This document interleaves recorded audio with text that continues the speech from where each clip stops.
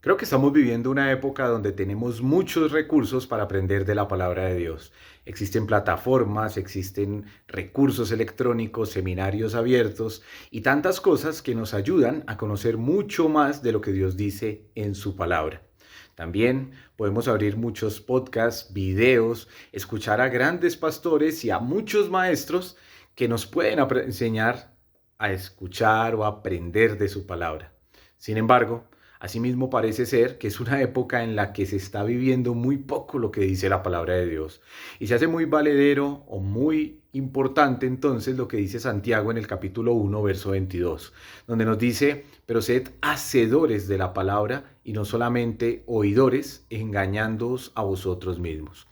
Este llamado de atención que hace la palabra de Dios allí está diciendo que debemos ser hacedores de la palabra, que no debemos engañarnos nosotros con solamente conformarnos a escuchar, a llegar a recibir y a quedarnos contentos con eso. No sé qué haces con lo que recibes en las predicaciones los domingos, qué haces con lo que recibes en las enseñanzas cuando te sientas frente a un computador o escuchas en un celular. No sé qué haces con todo lo que Dios te enseña cada día. Pero lo que Dios pide que hagamos todos nosotros es que seamos hacedores de su palabra, que llevemos su palabra a la acción diaria de nuestra vida. Eso es lo que está diciendo, pero sed hacedores. Y está usando allí entonces un verbo de acción que tiene que ver con nuestra vida.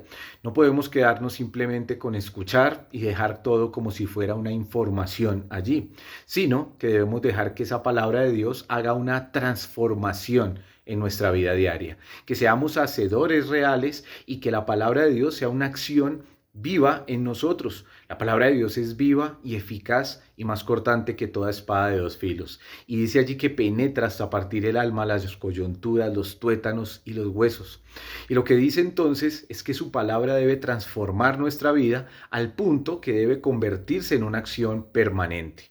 Que no seamos entonces, como también nos dice Santiago, como ese hombre que entra a un espejo y ve su rostro natural y luego se va y se olvida de cómo era, sino que nosotros miremos a la perfecta ley, a la palabra de Dios, a la ley de la libertad, y así seamos hacedores de ella, y entonces nos dice al final que seremos bienaventurados en todo lo que hagamos.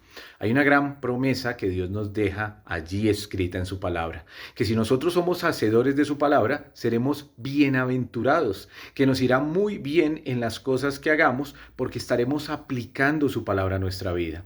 Necesitamos entonces definitivamente no es tanto no escuchar, sino más bien llevar a la práctica lo que escuchamos. Que Dios nos ayude a practicar su palabra cada día y que hoy sea un día para que la practiquemos para la gloria de Dios. Que Dios te bendiga.